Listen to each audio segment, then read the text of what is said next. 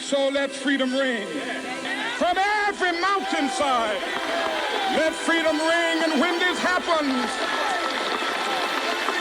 when we allow freedom ring, when we let it ring from every village and every hamlet, from every state and every city, we will be able to speed up that day when all of God's children, black men and white men, Jews and Gentiles, Protestants and Catholics, will be able to join hands and sing in the words of the old Negro spiritual, free at last, free at last.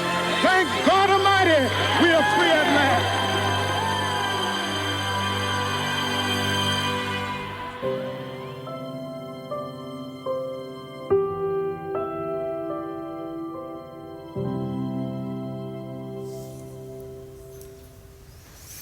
Second service, how we doing? It is so good to be with you. It's actually been a while since I've been at Neighborhood Church. The last service I was at was December 24th. So it's been a little while, but I am so glad to be back and be a part of and sort of add to our teaching series that we've been calling, just really simply, Stories. Because if you're just jumping in, we just thought we'd start the year by looking back at those that have come before us. If you're here and are someone who would say like, yeah, I'm on Team Jesus, I'm a Christian, that's how you'd identify, then you're actually a part of this really rich, deep, beautiful tradition that's nearly or more than 2,000 years old. And as a result, you stand on the shoulders of so many. There are so many people that have lived their lives in such a way where they've said, look, I'm going to practice the way of Jesus and I'm going to see what happens. And as a result, they have stories and lives that have inspire us and invite us to add to the story, to be a part of the collection of stories, that one day we'd look ahead and one day there will be people standing on our shoulders because of the way we chose to live.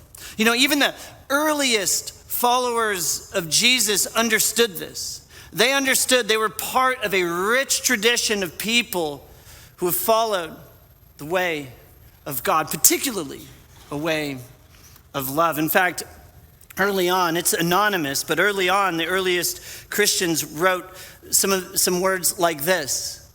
Since we're surrounded by a great cloud of witnesses, in other words, since we're a part of a story that's bigger than ourselves, let's throw off everything let's throw off anything that's going to derail our lives, that's going to kind of make our lives sort of not part of the story, if you will. Let us throw off everything that hinders and the sin that so easily entangles, and let us run with perseverance the race marked out for us, fixing our eyes on Jesus, the pioneer and perfecter of our faith. Listen, since so many have come before us and have shown us the way, let us add to that story and that our way, that we could show the way for those that come after us.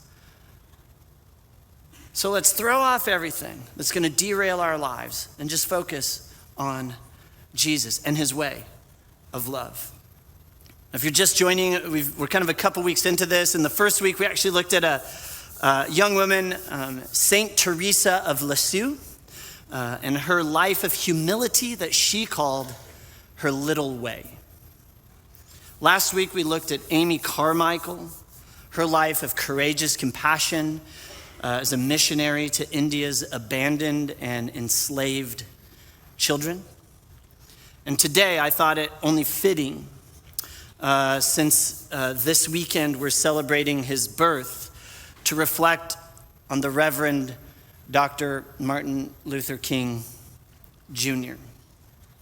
King was born on January 15th of 1929 in Atlanta, Georgia, right in the middle of the Jim Crow South era, which lasted for nearly 100 years in this country. And to refresh your memory, the Jim Crow South refers to an era in our nation's history when racial segregation and systemic discrimination against African Americans was not just accepted practice, but was encoded into law in many parts of our country. At the core of Jim Crow was legalized separation, the infamous, maybe you are familiar with this phrase, separate but equal.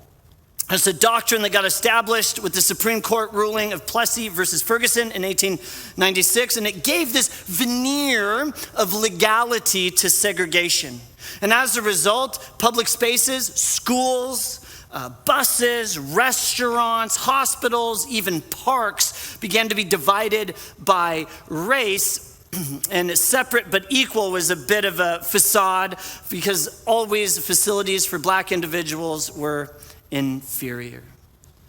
Beyond segregation, something called disenfranchisement. You've maybe heard that word thrown around. Disenfranchisement is typically attached, that word is attached to voting rights. I even gave you a definition for disenfranchisement, the state of being deprived of right or privilege. And again, we attach it mostly to voting rights. And that was a big deal during Jim Crow. Voting rights were stripped away from African Americans through poll taxes, literacy tests, grandfather clauses, meaning like, the only people that could vote were those who had ancestors who could vote before the Civil War.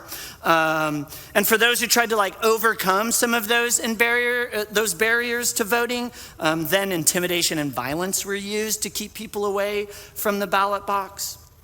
Racial violence, of course, cast a dark shadow over Jim Crow South. Lynchings were a brutal reality.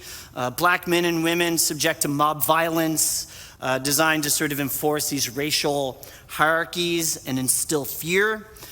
Groups like the Ku Klux Klan, of course, perpetrated acts of terror against black individuals and communities. Race riots were a thing, most infamous being the Tulsa Race Massacre of 1921, where a mob of about 10,000 white individuals sort of descended upon the Greenwood district, which is a thriving African-American district. It was often referred to as the Black Wall Street at the time. And this mob of white individuals completely obliterated the Greenwood district of Tulsa, Oklahoma, killing 300 African Americans. Economics, African Americans were trapped in cycles of exploitation.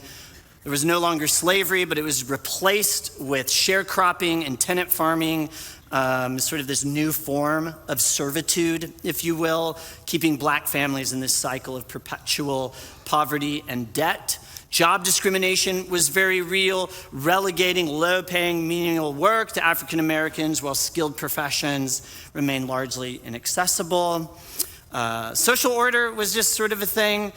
Jim Crow South enforced these very rigid sort of racial hierarchies. There was etiquette involved. Black individuals were expected to show deference to white people with formal titles sir and ma'am while not receiving the same respect in return.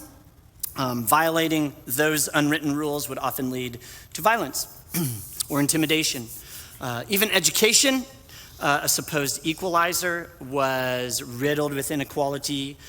Black schools were severely underfunded, few resources, oftentimes unqualified teachers, poor facilities, creating an environment where African American children had little opportunities for educational advancement. African Americans were also just largely excluded from all aspects of public life, including being barred from living in certain neighborhoods through housing covenants and what's been called redlining. And that's this, listen, this isn't just the South. This happened right here in our central California. This is a map of Fresno. From this era, the 40s, 50s, 60s, the neighborhoods are color coded and who could live where. This was for insurance purposes. And so, and kind of like who could own homes where. In fact, all of your homes have something called a covenant, condition, and restriction sort of clause and paper, and it's developed by the planning commission of said city. And this is from the CC&R, the covenants, conditions, and restrictions from the Tower District in the 40s. So I just pulled this directly from the CC&Rs, from a home that was recently sold and in the Tower District, which now is sort of hailed as like the place for diversity in Fresno. But this is how it operated in the 40s. That during said period, neither said premise, the house, right, nor any part thereof, shall be used in any manner whatsoever or occupied by any Negro, Chinese, Japanese, Hindu, Armenian, Malayan, Asiatic, or native of the Turkish Empire. I mean, that is crazy specific. Or any person not of the Caucasian race. In other words, if you're not white, you're not welcome. You cannot live here. However, that such a person may be employed by a resident upon said property as a servant for such resident. In other words, if you're not white, the only way you're living in the Tower District is if you're a live-in servant for a white person. That's it. That was just up the road. People of color were systemically excluded from jury service, and even their participation in the military was restricted to segregated units until after World War II. The Jim Crow South was more, though, than a set of laws. It was a way of life designed to uphold racial inequality at every level. It left a legacy of injustice, a legacy of trauma that would take generations to address. Its echoes still very much shape the fight for equality today. This is the world Martin Luther King Jr. was born into. It's a world that his faith told him was unacceptable and needed to change. Because remember, King wasn't just the leader of a civil rights movement. He always maintained that he was a pastor first. King's fight for justice, his commitment to peace, his unshakable hope were fueled by the ancient truths he drew from the authors of the library of books that we today call the Bible.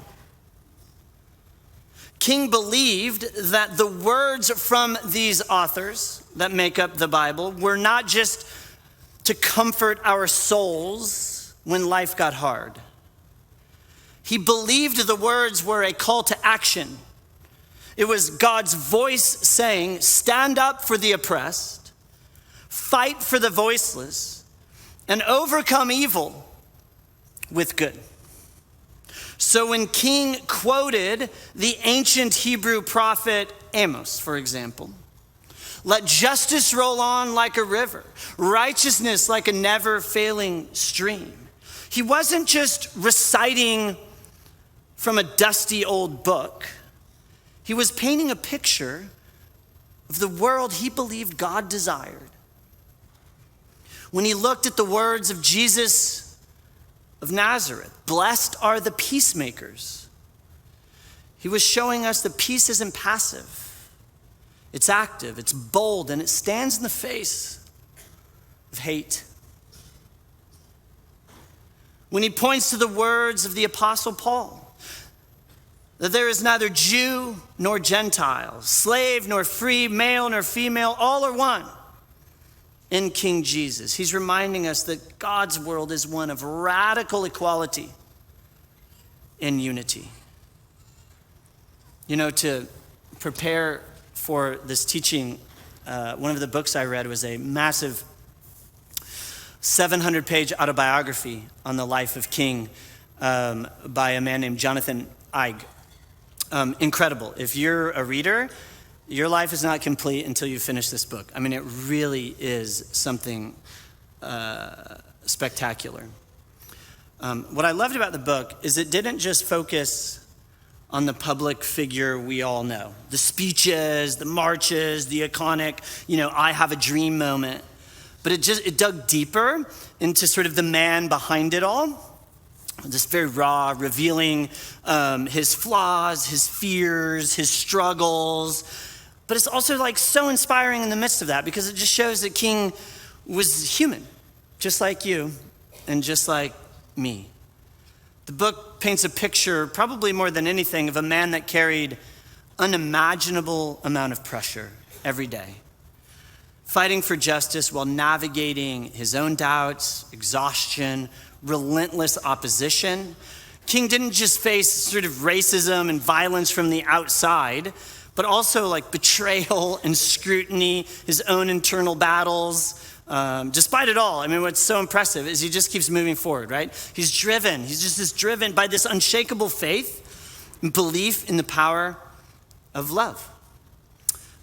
For me, the book was this giant reminder that God uses imperfect people to change the world. It's a story of a man who simply just dared to dream of a better world and then gave everything he had to make it happen. And so this morning, what I thought I would do for the few short minutes we have together is just share with you, after spending the last couple of months sort of reading biographies, listening to his speeches, reading his letters, I just wanted to give you my 3 takeaways from the life of the Reverend Dr. Martin Luther King. 3 things I learned from his life that I think might be helpful for you. So the first thing I learned is that King believed that faith, that if you have a life of faith, that you're being called to live on some level courageously, morally courageously. That a life of faith is a life of moral courage. Perhaps the most dramatic example, on the night of January 30th of 1956, his wife, Coretta Scott King, was home with a friend, Mary Lucy Williams, a school teacher, church member. They were just enjoying an evening together. Martin's not home. He's at a church meeting. Their daughter, Yoki, she's 2 months old at the time, is in the back sleeping.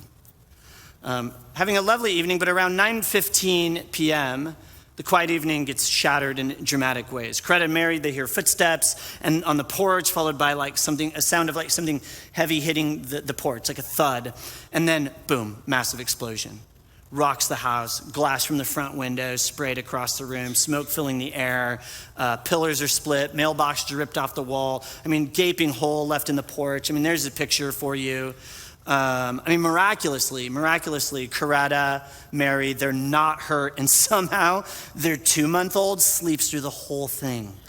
I wish my children were like that. I mean, it's insane, right? Well, you can imagine, they get a hold of Martin, he rushes home from his meeting at church, and the crowd's gathered at this point. I mean, everybody knows, obviously, something's gone on. And King's quick to stand on those steps in the picture, and he addresses the crowd, and here's what he says, is don't get panicky. Don't do anything panicky at all. Don't get your weapons. He who lives by the sword shall perish by the sword. Remember, that's what God said. We're not advocating violence. We want to love our enemies. I want you to love our enemies. Be good to them, love them, and let them know you love them. That takes courage to say something like that when someone just tried to kill your wife and baby. Well, after this moment, he finds a quiet minute to himself. He's sitting in his kitchen at the table, and he prays. And he talks about this moment as being the most, the clearest he ever heard from God. He just prayed, didn't know what to do. And here's how King talks about it. I heard the voice of Jesus saying, still to fight on. He promised never to leave me alone. At that moment, I experienced the presence of the divine as I had never experienced him before. And it was this moment that King says it renews his courage. And it becomes this personal turning point as he realized courage is not the absence of fear, but rather pressing forward in faith despite of all of our fear. King often drew strength from the story of Israel's exodus. If you're unfamiliar, before Israel was Israel, they were just a really big family that sort of became a nation in slavery. They were enslaved to the Egyptian people for 400 years. And there's this dramatic moment where God sort of frees his people from slavery from Egypt. And the stories are told in the Jewish scripture, the Christian Old Testament. And there is no doubt that King leans heavily on the words of early Hebrew leaders like a man named Joshua, who was consistently reminding his people with these words: "Have I not commanded you? Be strong and" what? "Courageous. Do not be afraid. Do not be discouraged, for the Lord your God will be with you wherever you go."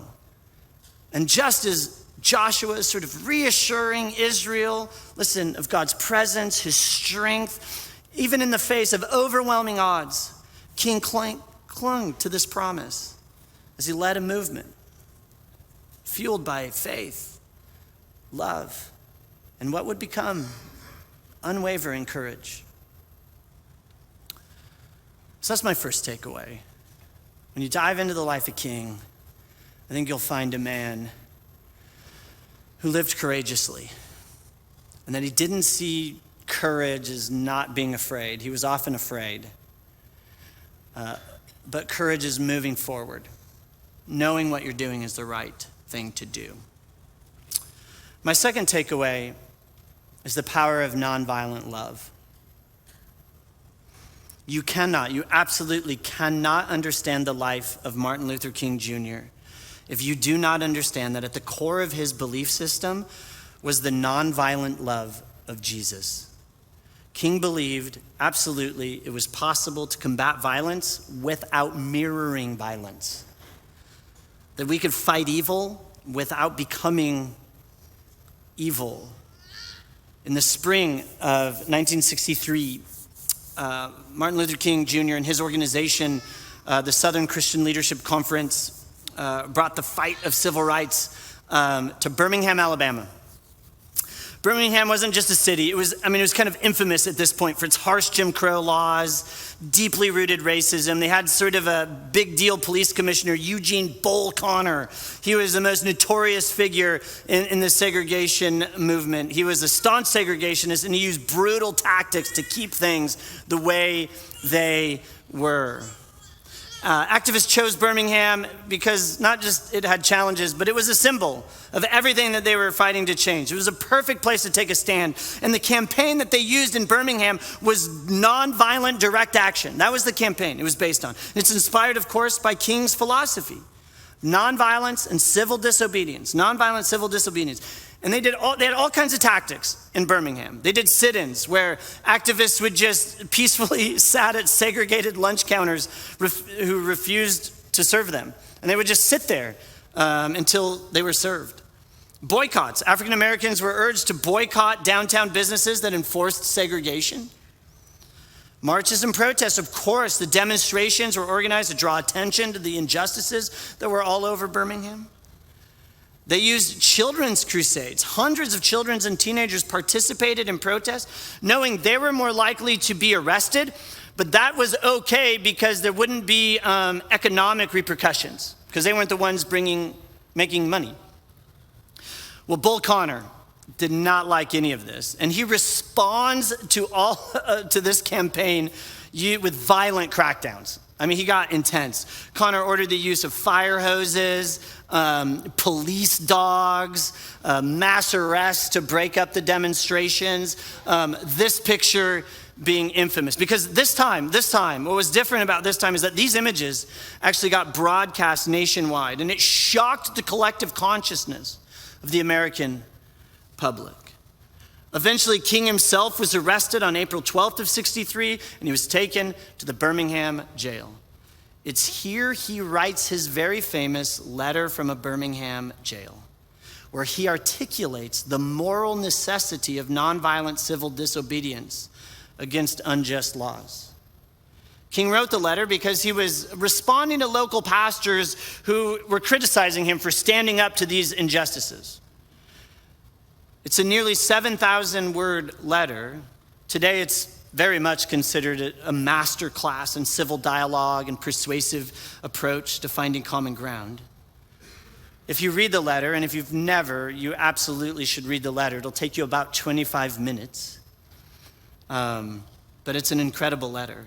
And in it, he argues for nonviolent resistance from two perspectives: a theological perspective, sort of the Bible, and then just a practical perspective. Here's why it works. Here's why we should do it. And so here's what King says in the letter from a theological perspective. Was Jesus not an extremist for love? Love your enemies. Bless them that curse you. Do good to them that hate you. Pray for them which despitefully use you and persecute you. So the question is not whether we will be extremists, but what kind of extremists will we be? Will we be extremists for hate or for love? I mean, King's just making the argument, saying, look, Jesus said love our enemies. I didn't say love our enemies. Jesus said love our enemies. Jesus was an extremist on love. If we're Jesus people, then we should be extremists for love. And that was his argument. And then practically, here's how he argues for nonviolent direct action this way. He says, listen, nonviolent direct action seeks to create such a crisis and establish such creative tension that a community that has constantly refused to negotiate is forced to confront the issue. It seeks to dramatize the issue that it can no longer be ignored. King believed that nonviolence wasn't weakness or passivity,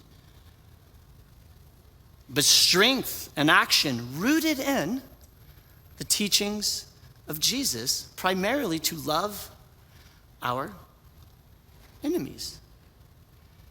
And he took so much heat for this stance. And King would often point out that the world expects people to respond to violence with violence. That's the script of the history of the world. But when somebody responds to violence with nonviolence, it leaves people unsure how to react. Nobody knows what to do. And he didn't just talk about it. He lived it. Maybe the best example is while delivering a speech one day, a member of the American Nazi Party, a man named Roy James, he charges the stage. And he just walks right up to King and just punches him in the face. And King staggers back, but he regains his composure quickly and he just drops his arms to his side and he just stands there. Well, James just blow after blow after blow until finally the rest of the crowd sort of intervene. They pull James off of him. Well, King, right in that moment, is very quick to let everyone know not to touch the man, do not hurt Roy James. And so what does King do next after this moment? He actually goes to the room they're holding Roy James in and he visits with him. And instead of anger or retaliation, King reassures James that no harm will be done to him and that King was not going to press charges, that he'd already forgiven the man. And then he invited Roy James to go back into the audience and to retake his seat because King was going to get back on stage holding an ice pack on his head and finish his speech. Living proof of what it looks like to love your enemies and practice the very nonviolence that he preached. So what do we learn from the life of King? One, I think that faith is a call to live morally courageous, with moral courage. And that there's power. There's something so significant about nonviolent love. To be extremists for love the way that Jesus was an extremist for love. And then finally, and this is maybe the most impactful for me, my third takeaway from the life of King was that following Jesus, if that's something you choose to do, it's going to cost you something. It's going to cost you something. One of the great things about Christianity, if you're new to Christianity, is that the heart of the teaching is really good news. The good news is salvation's free. costs you nothing. It's on the house. Becoming a child of God, when you put your faith in Jesus, it's free. It's free because at the cross, Jesus paid the full price for your salvation. That's like Christianity 101. Becoming a Christian, becoming a part of God's family through Jesus, free gift you can't earn, salvation's free, grace is free. That's it. It's amazing. But following Jesus is different. Receiving grace, free, on the house, costs you nothing. If after that you say, I'm going to follow Jesus, I'm going to organize my life around his way of love. I'm going to put on the ethic of Jesus. If you do that, that is not free. It will cost you something.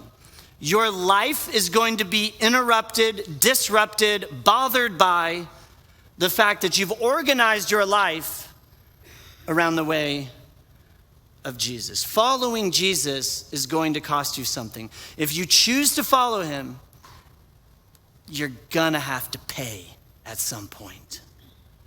At some point in your journey, you're gonna hit a crossroads, right? There's gonna be this conflict of interest moment where you have a decision to make. And it'll feel a lot like sort of a moral imperative, and it'll feel very deeply personal. And it won't necessarily be what everyone else around you feels that they need to do or not do. It might not even make sense to anybody else.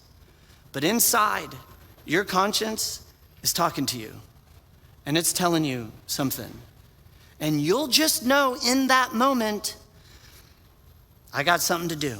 I have a decision to make here, that I can't do this, or I need to do this, or I can't go there, or I have to go there, or I need to leave, or I have to stay, or I can't take that call, or I can't take that job, or whatever it may be. And you're not gonna need a verse, and you're not gonna need a sermon from Forrest. It'll just hit you. This is the moment. This is that moment. The moment where I decide, am I just gonna sort of consume this Jesus thing, love the whole free gift, grace, awesome, thank you, and that's it? Or will I decide to be a follower of Jesus and actually try to organize my life around his way of love? Because when that moment comes and you know you have a decision to make, that's where you get to decide this. And even if it's just for you, it's gonna feel very big, and it's gonna feel like a right or wrong issue that you just cannot ignore. And Jesus, actually, what's so fascinating to me is Jesus actually knew this moment was coming for you. And so a part of one of his teachings, he sort of addresses this issue that, hey, following me, organizing your life around my ethic is going to cost you something, so please consider before you sign up. Here's what he said. He uses a couple of sort of examples. He says, suppose one of you wants to build a tower. Well, wouldn't you first sit down and estimate the cost to see if you have enough money to complete it? Like, wouldn't you do that? For if you lay the foundation and are not able to finish it, everyone sees it will ridicule you, saying this person began to build and wasn't able to finish. So basically it's like, wouldn't you count the cost? Because if you start building and you can't finish because you don't have enough money, everybody's gonna make fun of you. Why would you do that? He gives another example. Or suppose a king is about to go to war against another king. Wouldn't he first sit down and consider whether he's able with 10,000 men to oppose the one coming against him with 20,000? If he's not able, he'll send a delegation while the other is still a long way away and will ask for terms of peace. And then of course, Jesus, he's just so dramatic. It's very Jewish rabbi of him to be like, and in the same way, those of you who do not give up everything, you cannot be my disciple, learner, student, follower. Jesus is just saying, look, it's gonna cost you something. Grace, it's on the house. Following me, rearranging your life, it's gonna cost. You'll have a decision to make. You'll have lots of decisions to make. And in that moment, you'll be deciding if you're gonna follow me or you're not going to follow me. Now here's the good news. The good news is that moment probably won't mean you have to die. That's the good news. For Martin Luther King Jr., it did mean he had to die. On April 3rd of 1968, King's in Memphis, Tennessee. King's actually scheduled to speak that evening at the Mason Temple, but he's exhausted. He's not feeling well, and so he wants to rest. And so he sends his closest friend, Ralph Abernathy, to the temple. Why don't you just go speak in my place? Well, Abernathy gets there, and the people who showed up want nothing to do with Abernathy. And that had to feel awesome for Ralph. They're like, where's King? We don't care about you. And so it got a little rowdy. And so Abernathy actually goes and he phones King at the Lorraine Hotel where they're staying. And he says, listen, they're kind of nuts, man. You need to get down here. Can you make it? Could you just come and say something? So King's like, all right, I'll come. So he goes down to the Mason Temple and he gives what would be his last speech, and closing with some of the most haunting and prophetic words he ever spoke. Here's what he says. Here's how he closes the sermon. Well, I don't know what will happen now. We've got some difficult days ahead. But it really doesn't matter with me now because I've been to the mountaintop. And I don't mind. Like anybody, I'd like to live a long life, but I'm not concerned about that now. I just want to do God's will. He's allowed me to go up the mountain. And I've looked over and I've seen the promised land, and I may not get there with you. But I want you to know that tonight that we as a people will get to the promised land. And so I'm happy tonight. I'm not worried about anything. I'm not fearing any man. Mine eyes have seen the glory of the coming of the Lord. And with that, he knifes the air with his left hand. And he turns around and he walks off the stage. Well, the next day, at 6:01 p.m., he's standing on the balcony of room 306 of the Lorraine Hotel in Memphis, Tennessee. He's actually chatting. His driver, they're about to leave. His driver, Reggie Jackson, there's his friends are down in the parking lot, and they're kind of talking and bantering back and forth when King is fatally shot by James Earl Ray. Now, there's all sorts of conspiracy theories surrounding James Earl Ray and the assassination of King. If you want to dive down a rabbit hole of all sorts of conspiracy theories, have at it. But here's the point. King's life was cut short, but his work continues.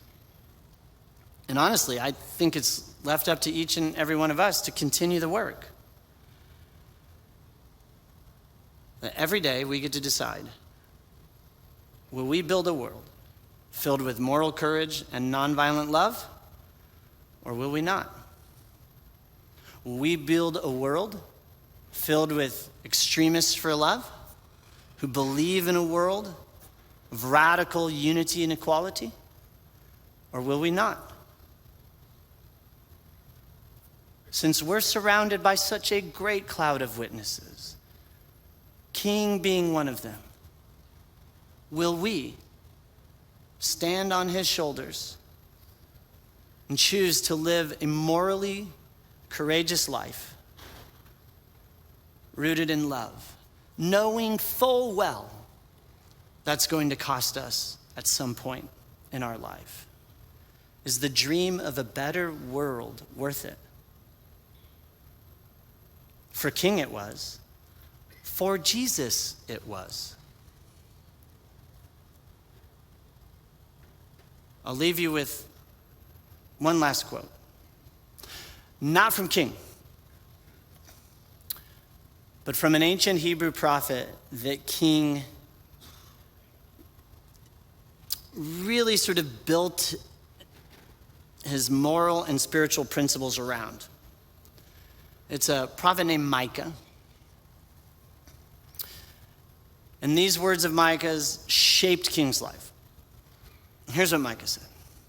He, God, has shown you, O mortal, what is good. What is good? And what does the Lord require of you? Act justly, love mercy, and walk humbly. How do you live a morally courageous life rooted in love that you know one day will cost you? You act justly, you love mercy, and you walk humbly. Since we are surrounded by such a great cloud of witnesses, such inspiring men and women, people like the Reverend Dr. Martin Luther King Jr., what will we do? What story will our life tell? And maybe we don't ever get famous, but you might have kids, and you might have some friends, and you might have some coworkers, and their lives might be different because of the way you chose to live yours. Let's pray. Jesus, thanks. Thanks for this morning. Thanks for Martin Luther King Jr. What a life. A life that was not perfect, but inspiring.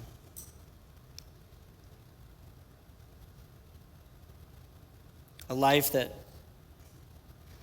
makes us look at our own and ask all kinds of questions about the kind of life that we want to lead and live, and what kind of a world we're dreaming of.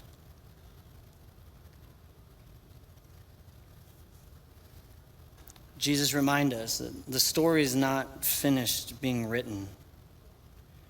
That there are generations coming after us that will look back and wonder if there's anything inspiring and hopeful and beautiful that they can take from us. Help us to live with moral courage as extremists for love, the way you did, Jesus, the way King did. We love you, and it's in your name we pray. Amen.